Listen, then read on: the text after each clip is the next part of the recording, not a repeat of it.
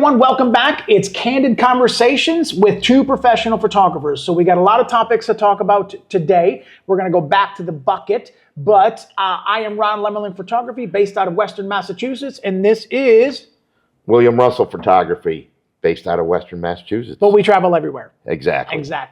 So thank you guys for coming back to the channel. If you're new, this is how it works. If there's any topics in the future that you guys could want us to talk about, this is very much like a humble hustle style of a conversation. Two professional photographers talking about trends and things happening either in the community and or the wedding industry. Just things that we see and observe. So it's like a very much a vendor table style of a thing. So we're going to start by one of the topics that I wanted to talk about was proper etiquette.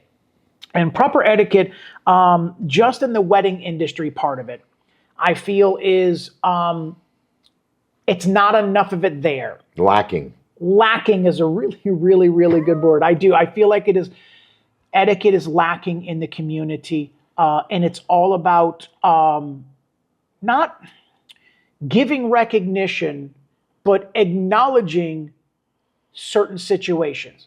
See what I'm saying? It's not like you don't always have to say, thank you, so-and-so, or if it wasn't for so-and-so, or oh my God, for so-and-so.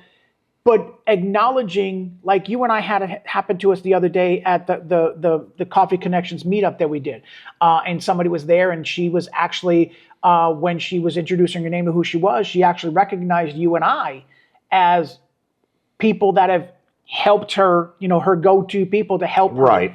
Which was very, very nice to cool. to see and Cool hear. Yep. And it was just, I feel like, recognition-wise, it was a nice thing to do. Right. If you've learned anything from someone, say so. If you've learned anything from the industry, say so. Don't claim it as your own. Right. That's etiquette. Don't play off this flame picture that Bill does as something you came up with and something that you did and you've only been watching him and now you're doing it. Yeah, don't blame me for burning your house down. That's not proper. That's not proper etiquette. Right. Now, it's okay. There's a fine line between, I have brides all the time send me the Pinterest board about things that they want to do. Right, like an inspirational. Correct. Thing, yeah. And I look at it as, and I tell them this also, this is to look at as inspiration. Let's take, and you've said this before, let's take what they did in that photo, let's make it our own. How do we make it something that is connected to the two of you guys? How can we make this personally to you? And there's nothing wrong with going to the internet for inspiration. I've learned so much off of YouTube that how do you go back and single out one person? You can't. And the whole, to be creative and get inspiration, you have to look at other things. There's nothing wrong with that. And just put a different twist on it, and how are you going to grow if you don't have inspiration or you say, hey, that looks really cool. Let me try it, but I'll do it this way. Yes. A different way. Yes. And I did a wedding, and I don't do many exits at weddings. So this wedding was more about, here's an example. You and I do a lot of things with champagne. Right. We've been doing a lot of things with champagne. Before I even met you. For years, we've been doing things with champagne. Okay. Now, all of a sudden, if somebody contacts us and say, hey, Ron, that's a really cool concept idea you did with that champagne. How did you do that? What was basically your settings? How fast do you have to put the shutter so there's no motion blur? And basically how, did you do that? And then you go and do it at your next wedding and you're like, oh my God, check out this really cool idea that I started doing at my weddings. Yeah. When you literally just went to somebody else and got their information and came back. So let me give you the definition of etiquette. All right. Let me just give you the definition of it. The customary code. It's an unwritten rule. Yeah. It's a guideline. It's an unwritten code of polite behavior in a social society or among members of a particular professional or group. If something that somebody does in the creative aspect of photography is really cool and you see it and then you try and do it and then you post it and you say, oh my God, check out this idea that I just came up with. See what I'm Yeah, saying? y'all This have- is the etiquette part of it. Hell You're yeah. just, Yeah, you know, yeah. but but Nobody's saying not do it. nobody's Just- saying not do it. They're just saying, hey, if you saw something from somebody's idea that was a cool concept, give them props. Hey, Right. I saw Bill's champagne shot and I decided I was going to try it too, and here was my result. It's just nice. It's just the proper way to do it. It's just proper etiquette. Right. So, anyways, But all they'll right. give you props if it doesn't work out. Well, you won't even know if it doesn't work out. It's just more of a. It's just the right thing to do. It's just the right thing. So I'm done with etiquette. I've had my fill with that in the past, and I burned some bridges, and I got burned by the whole thing. So Yeah. now I just moving forward is if I'm showing anybody anything, teaching anybody anything, which Bill and I have no problem with showing anybody anything. Yeah, I mean, Just that's the whole thing is, everybody learn, like you can be in this industry for 50 years and you come across something that you never knew before. Yeah. Hey, check out this new thing new lighter technique. yeah. I learned this from so-and-so. Yeah. It's not going to take anything. Your client is not going to care. Who cares is the industry. Right. Because if you start copying other people and other people notice the certain things that you start doing because of so-and-so you've been watching, people are gonna start, they're not going to want to help you if And you're mainly only when copying you're claiming that, Yeah. like, hey, I came up with this. You've never done champagne before. All of a sudden, you start doing champagne because you've been watching our videos. That's what I'm talking about. So, all right, etiquette is done. All right. Let's go to, you're going to go let's first. grab this bucket. And then we're going to go to another topic after that I don't have in the bucket. Okay. Oh, okay. Table shots. Bride and groom go to each table. Table goes to bride and groom. Or photographer walks to each table without the bride and groom. I've done all three. Yeah, I've done all. Yeah, I can tell you what I don't like. You know what I don't like. I know you're going to tell me what you don't like. The table shots where, like, you go to these tables and without the bride and groom, and you have to do just a table shot to try to get people to get up and get on one side of the table. It's like they all just look at you like you have three heads, It's like you're bothering them. 100%. 100%. Now, granted, and what I usually do, if I check out the table first, if I see like elderly, I split the table. So I make the young people get up, 100%. stand behind so they don't have to get up. Somebody has crutches or a cane, Yep. automatic, everybody else is standing up behind those two people. So, right. So that's how I try to work that. And they just look at you like, and then sometimes you have to get, like, they don't want to get up, so you got to get half the table. Yeah. And it just sucks. Yeah. I don't give them the option of half the table and half the table. All right. What do you make them get up? And I teach my second shooters the same thing. I don't make people get up. Yeah. This is what I say. Because I can make people get up. I know you can.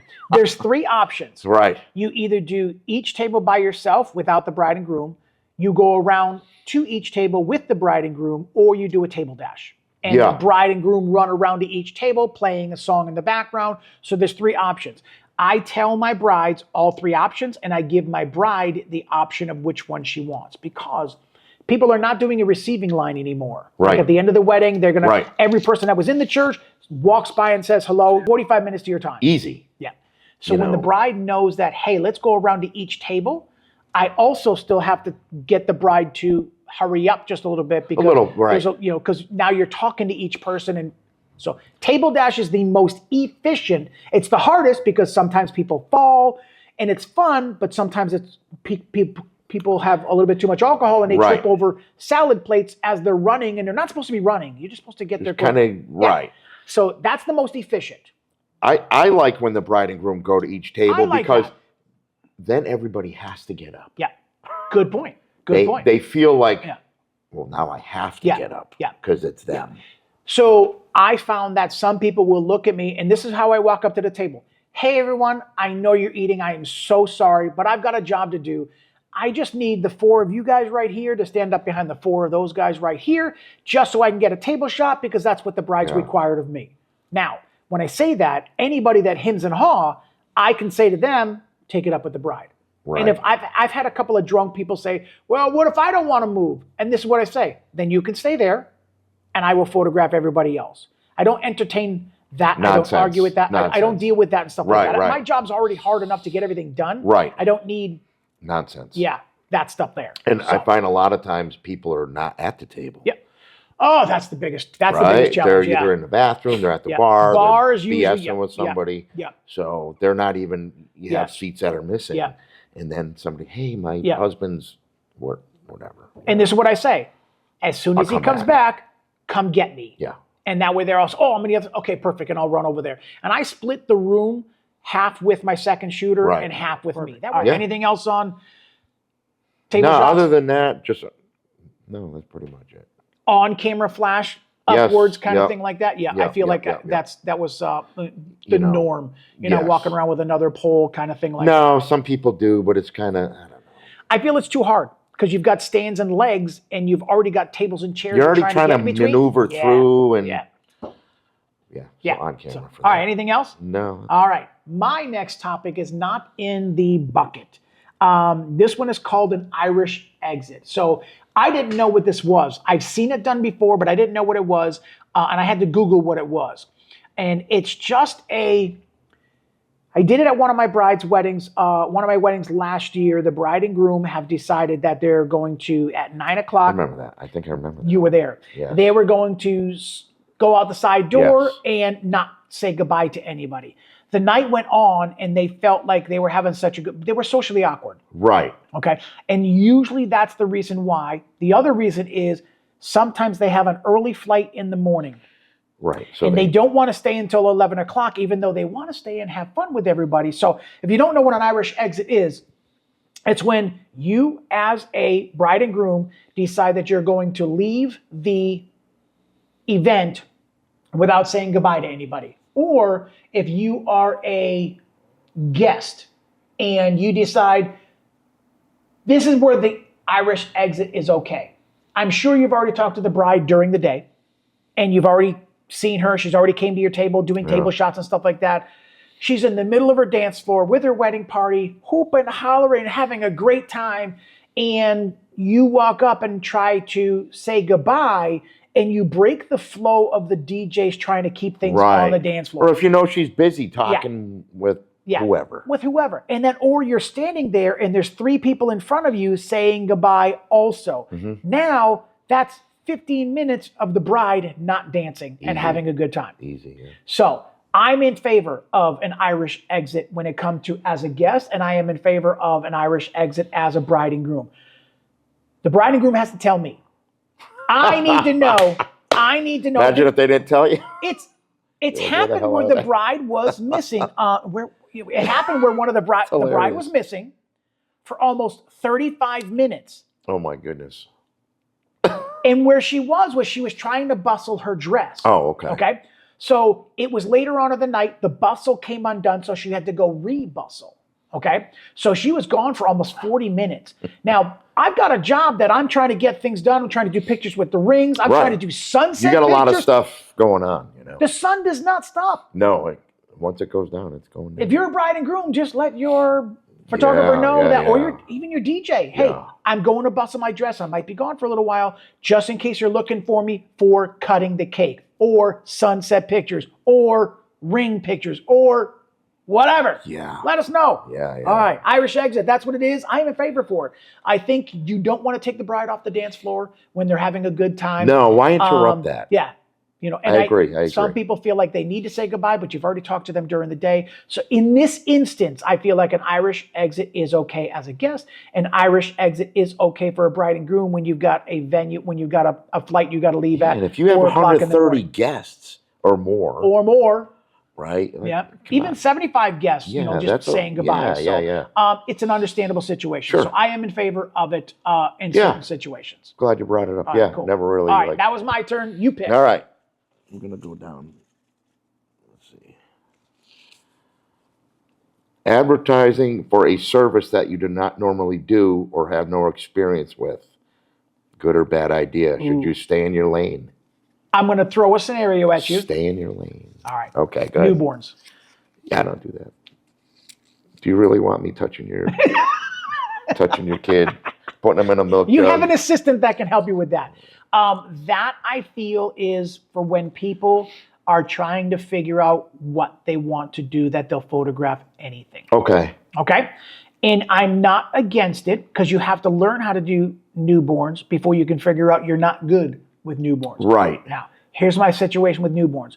Any person that I've ever photographed in the past, high school senior and or family session and or wedding. I'll do them with a family session, but not. If any one of my past clients get pregnant, I want them to come back to me first. Now, newborns are not my niche. They're not my specialty, but I can do really, really good with a husband and wife holding their newborn That together. I will do, all right? but not like, okay. Yeah, with the whole buckets things, and Nah. people send me these pictures, and you know, I don't have 6 hours, and I don't have a sleeping zone, and I don't have warming zone. I have a changing table. I don't have the capabilities of doing that. So, to answer what you had said on the paper about staying in your lane, newborns is the only thing that I will turn away unless it's my past client. I want that past client to come back to me. Right. Okay. I tell them ahead of time, show me what you're looking for. I show them pictures of brides and grooms together, or husbands and wives together, or a sibling holding the They're newborn. almost more like a family, like yes, a yes. If I can treat it that family. way, if I can treat it that way, I will do it. If somebody I've never met before said, hey, I'm looking for newborn pictures, I do not do that. I stay in my own lane. I want my past client to come back to me, because if for some reason they find a photographer that does a great job with newborns, newborn photographers also do family pictures. Right. So who's to say that person's not going to go back to that next other photographer? True. So it's a little bit of a concern, you know, on my end that I'm worried about something like that. But newborns are the one thing that I stay in my own lane. I will only do them for past clients. And that's it. Yeah, I'm not. Yeah. I agree. Perfect. You know, if somebody that is a family photographer and only has a 24 to 70 lens, all of a sudden wants to start shooting sports. Yeah, good luck. What would be your professional advice doing that? Now, what I would tell let's say it's a dad and his son is in the game. Yeah. I'm painting a good picture for you. This is not just anybody just trying to like, ooh, let's see if I can make some money and sell to the parents. Right. I'm talking about a dad that had a daughter or a son. That a father wants to start shooting. But he's also a family photographer. Okay. Well, and what I would sports is, I feel like, is a totally different niche. I've been shooting sports. It's a hard niche. Anticipation and timing. It is. I've been shooting sports for a long time. What I would tell that parent is go to your local athletic field and shoot different sports. Every sport's different. You got to know the sport. I grew up playing sports, mainly ice hockey. I did football, some wrestling, MMA stuff. So I know sports where you have to anticipate certain things. So I would tell that, I don't want to get off track. So I would tell that parent, get a 70 to 200, 2.8. 100%. Right? That can kind of cover everything.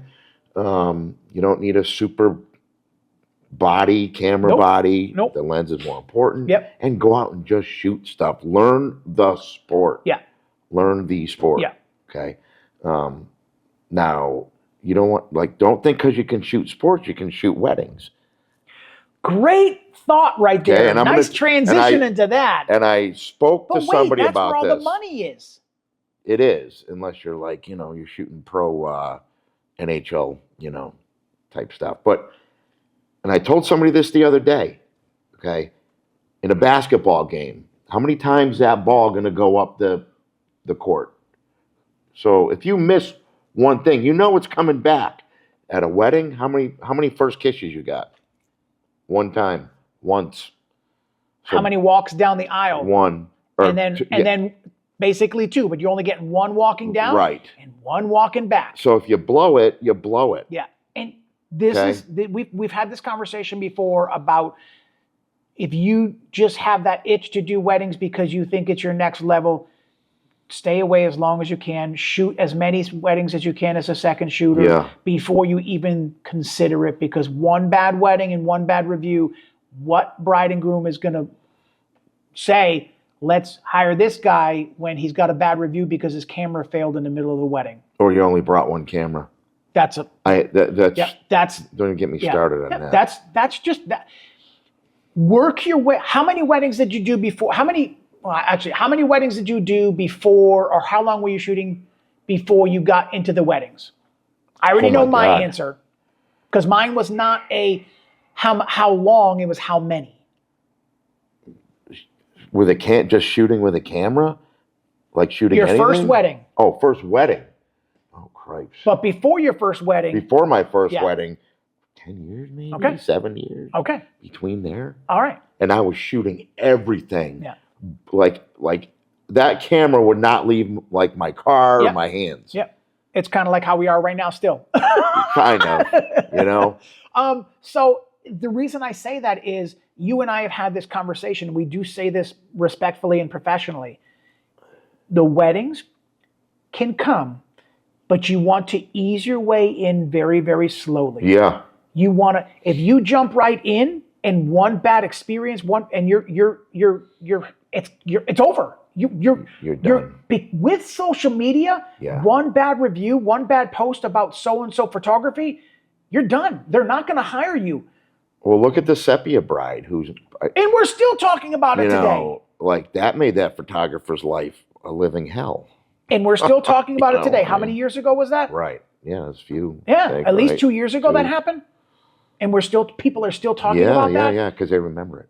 They do, because it was a bad experience. Right. So for me, it was my very first wedding was 17 years ago, and it was a friend of mine. I had 2 lenses, 1 camera body. Mirrorless was not out then, so it was just DSLR cameras. Right. And so when you were a good guy, you were shooting Nikon. Yeah. And then, thanks. And then I would work, and then my other friend was getting married, and then I was still doing my families and stuff like that. But I was doing family, sports. My kids were in sports. I was still doing family and sports. And then that wedding came up, and I was like, yeah, I'll give it a try. Loved it. Started second shooting for somebody else. Yeah. And then it worked my way up to there before I got to the point of even, first of all, doing a couple of weddings on my own. Mm-hmm. Then, after I had about 2 years of shooting weddings on my own and about 15 weddings under my belt, that's when I got into the bridal show. Okay. I feel like bridal show level photography and photographers should be here, not just getting into the industry. Yeah, you don't want to go to one of these and have the same only 2 images, only 2 weddings. What the hell, because they're going to ask you. They're going to ask you that. I'm finding and they're going to see it. A lot of brides nowadays are starting to ask me, how many weddings per year do you do? Yeah. As a primary shooter. There's things on the internet. These brides are coming up with all of these questions I never thought they'd be asking me. Do I shoot JPEG or RAW? What bride is going to know JPEG and RAW? But they're reading from a sheet. They're getting educated through the internet. Yes. So, which is no problem. I've got nothing to hide. No. You ain't getting my RAW files, but I shoot RAW. Charge $100,000, you can have them. But just a little bit of advice when it comes to that. So just another thing, stay in your lane. That was where they all came from. Just stay in your lane. Yeah, and work your way, especially weddings. Work your way in very, very slowly, because that's the deep end of the pool there. Yeah, and we're not discouraging you. I will and you know what? If you're start with family, start with friends. 100%. Because that'll get you, and they know that you're just starting out, so you can they'll give you a little more leeway. Yep. Right. Work with, if you want to do an ad for weddings, advertise for backyard weddings. Yeah. If you've got a small wedding in the backyard and you're trying to keep your expenses low, I would love to help you. Do 5, 6, 7 of those a year. Right. You'll level up. Right. You'll level up. And your clients will understand better. Yep. They're not going to hire you on the guise of that you're like a super pro, Remember? We just did a bridal show not so long ago, and what was one of the questions that the bride walked up to you and said? Can you shoot in low light? Can you shoot in low light? What bride knows and understands atmosphere and ambient light makes a difference in a venue, and that venue is notorious for being on the darker side. You and I only shoot primes in there. Yeah, even churches. 1.2, 1.4, nothing less than 1.8. Yep. Churches also. Churches too. Churches also. So that is a really good point. Yeah. These brides are getting really, really hip to asking questions nowadays. Yeah, and if you're caught off guard, they're going to be like. And I'm not going to crap on these natural light photographers. I will, I guess. No, don't. No, I won't. Stay focused. So, a photographer should be able to shoot in all light. Yeah. Right? Not just natural light. And natural light is fine if you have it. yes, is good. If you have it. You don't have to be an advanced ace at off-camera flash in order to do it. No, you don't. It's understanding and knowing when to use it. 100%. I go out shooting natural light during the day, then I'll throw a flash on at the end of our session and make the skies look beautiful and have some fun with all of that. Yeah. But natural light is there. I'm going to have fun with that and not drag my flash around until the end of the session where they're comfortable and get set up. But you get into a wedding, some churches don't let you to put a flash on the camera. They don't want to pop a flash. So if you only know natural light and you have on-camera flash when you're doing your reception, what you doing in the church?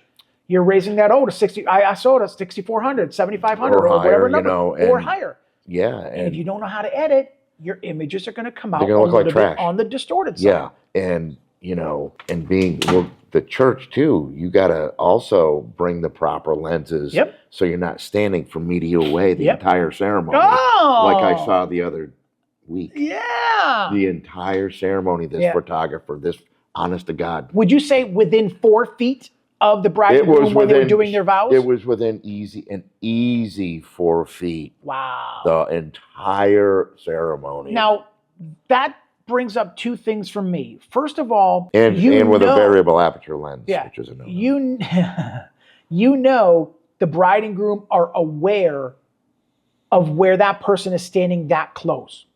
Second of all, if you're there and bride and groom are here, what do the guests behind the photographer see? Her backside. They see nothing but her backside. They see nothing about her leaning forward. And if there was no thing about, putting your cell phones away, somebody's leaning out trying to take a picture and they're only going to get that photographer's side. I've had, the people running the show at the churches come to me and say, hey, just make sure you stay out of it. Like they're coming to me. Yeah. I said, you don't have to worry. You're not going to see me. Yeah. I'm way off to the sides, way off and back. I will not you won't even see me up front. Yeah. So there's the only time that I send my second shooter to the front is being in the front row to get the first glimpse of the groom coming down the aisle. Right. And that is a scenario where he's focused on him. 100%. Bride's coming down the aisle, get whatever reaction that he has, and then you're out of the front. You're out. And then from there, I agree with you. I do have 24-70 and 70-200 on my cameras.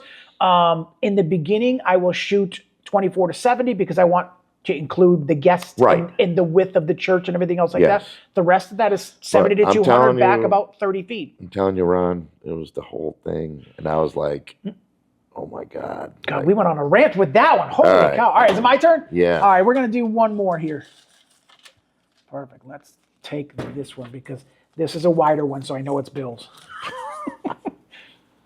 Gotta watch my fingers when I cut. Does posting on social media make you a photographer? No. There's more to it. No. There's more to it, but I feel like that right there just sums up and piggybacks off what we were just talking about, staying in your lane. Yeah. Just because you post a wedding image on Look, I'm going to give you an example. Does not make you. If on my way out of here, I go buy a video camera, and on my way home, I'm posting like, "Hey, videos by Bill." Like, I don't know what the hell I'm doing. You're not no. Just because you post on social media doesn't make you. It's years of experience. Learning what to do, learning what not to do. That is the best advice we can give to people. Now, would you be a content creator? Can I answer that honestly? Yeah. People will think that they are just because they post on social media. I see it all the time. That doesn't make you a content creator. No, it doesn't. You see it all the time. Digital creator, content creator. It's like, I don't know. I mean, you and I are photographers. We have behind the scenes. We create content. Right. Yes. A content creator is somebody like myself and like you. We have YouTube channels and we have all of that and we have the capabilities of that. But my lane is photography. I'm using the creative content creation for my business and things like that. Content creators are a different entity in itself. Yeah. It's almost like their own thing. Like a professional content creator. 100%. 100%. They hire those people for And weddings they do, and stuff. and they do. I've worked with them on a couple of stylized shoots. They're like doing the same thing, but let the functions of content creation, video or photo, the fundamentals of photography is still the same. Light, triangle, exposure triangle, and ISO and aperture. Content creators, 90, in my opinion, 5% of the time, they're doing them on their cell phones. Right. So unless you have an iPhone and you're doing it in the pro mode, you're picking each one of those settings to do what you want to do. But nowadays, you can pick up any one of your phones and you can literally just start recording something. And then you were like, oh my God, check out this behind the scenes. I'm a content creator now. Yeah, that's what I see happening. No. I agree. No. I agree. It's Talk to me in 3 years when you're still doing it and getting better from when you were to what you are now. Right. Then you can classify yours that. Right. But you said the same thing, I think it was in the last video. You don't run to Best Buy and buy a camera and put photography at the end of your last name. No, that does not make you I'm not at the stoplight going, texting my friends and putting photographer at the end of my name, No. No more than you can wire a ceiling fan and make yourself 100%. an electrician. 100%. Oh, even with an electrician, you have to have certain amount of years of training. But we won't even take, how about a paintbrush? We talked about that last time. Yeah. You don't buy a paint set and all of a sudden you're Van Gogh. Yeah.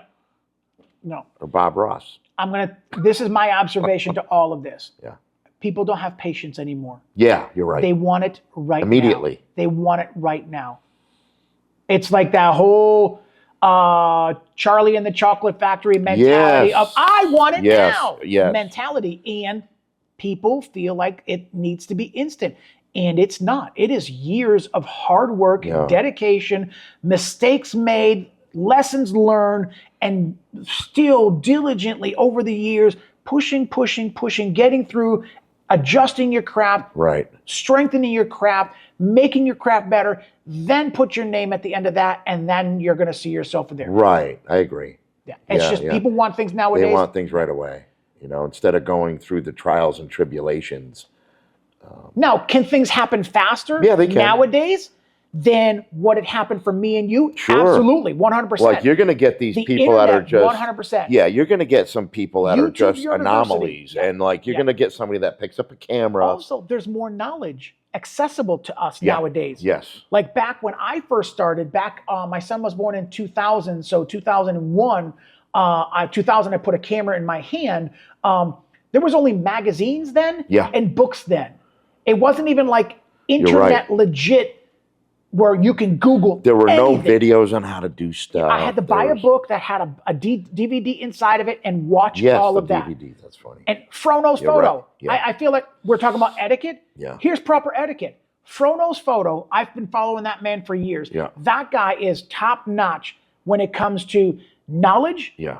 And what he gives away free on all of his channels, his information is top notch. He's like ridiculously. And he goes out and uses the stuff in the real world. Practical. And he shows you how. He shows you how to do. That's what. So if I have to give any etiquette, we're talking about giving props right now. Yeah. Fro Knows Photo was one of the first people I started watching online and learning how to use a camera and how it works from aperture. I actually bought the 3-piece DVD set that he had about flash and video and everything else that. I invested money in that person because of the knowledge that man had. So here's my proper etiquette. I just gave Fro Knows Photo proper etiquette and proper props for helping me 17 years ago, 18, 17, all the times that I've been doing this, learn photography.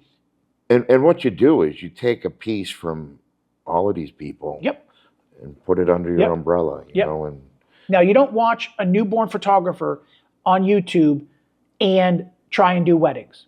No. Okay? You don't watch beauty photography, fashion photography. Now, the fundamentals of light is the same.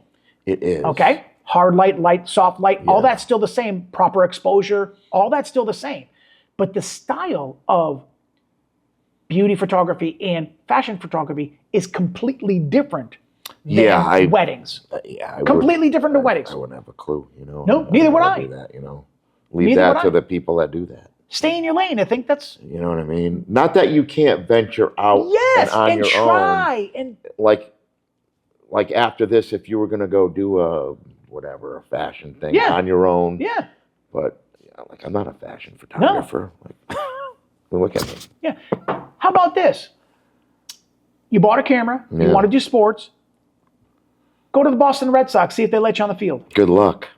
A lot of these places won't let you in with any camera that you have to take a lens Detachable. on and off, right? I couldn't go to a concert because I had a detachable lens. So you know, some of these Sony, I gotta say Sony, but it's they have that real telephoto. It's like a little handheld one. I had to bring that to a Bruins game, you know. But yeah, they're not going to let you on the field. You got to get a press pass. So Bill, let me ask you, what makes people think they can buy a camera and just start doing weddings? Yeah, I don't know. They got rocks in their head. There's credentials you need to do it right. You're not getting on the Boston Red Sox field. You're not going to the Bruins game and you're going to be down inside of behind the glass. So basically, you don't do that. Right. So you start small. Start small and just work your way up, you know. But nobody has the patience to wait anymore. They want it done right now, post it right away, and and everything else like that. So wow, that was crazy. We went off on that one. All right, anything else you want to say? Well, and we can get on. It's another topic. Affordable, these posts. I'm looking for an affordable photographer for my wedding. Tell you what, let's put that might be. Let's put that in the because that's a whole topic in itself. Anytime we're going to address it now. There is a post on Facebook about looking for a photographer. Yeah. My name gets tagged in there about 5 or 6 times. Right. Okay. I appreciate people putting my names in there. But when you go back up and look at the description, it's, hey, we're looking for 8 hours for $1,300. Or 500. I've seen that too. Okay. So, and I mean no disrespect. No, and but come on there's now. nothing haughty about what I'm about to say at all whatsoever. Right. I'm not your photographer. Right. I appreciate all my friends tagging me in there. Yeah. That was wonderful. Thank you so much. That means everything to me. That's not my client. Or they just say affordable. What the hell's affordable? Because they don't know. People don't know what weddings cost anymore. Affordable is different. If you have somebody that's kind of maybe wealthy or has money and they say affordable, their affordable is different than my affordable. Agreed, 100%. So we need to know. But anybody that's got that kind of money, they're not putting affordable. Right. And they're putting that. Right. So I'm glad that people do that. They tag your name all the time, and I appreciate people that do that. And when they have a tighter budget like that, they're not my clientele. With that being said, I appreciate that. But but like, then you'll have 500 people going, I'll do it. I will look and to you look see at their stuff and how many comments are already. When it's at like anything above 30, I don't even bother trying because there's no way that bride's even going to go through all 30 She won't go down comments. all that way. Yeah. I've seen them up to 193 comments it's in huge. There. Ain't no bride doing that. Blows up. It's just not going to do that. So I say that with all humility, that's not the right client for me. There is photographers. This is where those photographers should start off. Yeah. That's where you should start off. Don't get into the bridal shows. Right. Yeah, that's You've never done any weddings and you're going to get $3,000. Good point. Ain't going to happen. So these affordable ones, or they have a budget of $1,300, that's the weddings you should be targeting as a new person working your way through the industry, because the more clients you get like that, the more experience you get. Yeah. Okay. So when that next client comes to you and you want to charge $3,000, they're going to say, how many weddings did you do last year? And all they're going to say is how many. And don't lie. No, they're going to find out. 20. Don't say you did 20 when you're you only going to did go on your 3. website and see the same people 20, on there. Wow. I'm only seeing 3 different weddings on there. Yeah. So, and it's just, that's up to the vendor to be polite and honest. So these are the situations you should be targeting and looking for on social media, not because they're affordable, right, but because they're the ones that the budgets that are a little bit more limited. So get in there for that $1,300 mark. Knock it out of the park. Show them the best product that you can possibly do for that $1,300, and then work your way up to maybe $1,700 the next wedding, or get up to $2,000 by the end of the year, kind of thing like that. But these topics should go on forever. Because along with these topics, there's little side roads. Yep, 100%. All right, anything else you want to share? I guess not today. I do have a lot, but...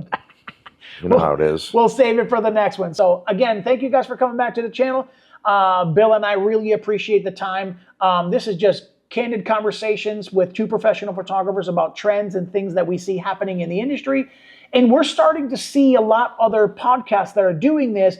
And it seems like we're all starting to talk about the same thing, and none of us are calling each other. So either it's something that's religiously happening in the industry, but just a lot of people are just starting to see a lot of things. So thank you guys for coming back to the channel. All of Bill and my information is going to be down in the description. Bill has an Instagram that is absolutely amazing. Go check that out. He's got a YouTube channel that he does a lot. He will tell you about his own YouTube channel. If you don't want it censored, then he's gonna tell you straightforward the way that it is, and that's it. I appreciate Bill for being called like raw that. exposure. So it's called raw that exposure for a reason. For a reason. Yeah. So thank you guys for coming back to the channel. Remember to smile more because it sure does hurt less.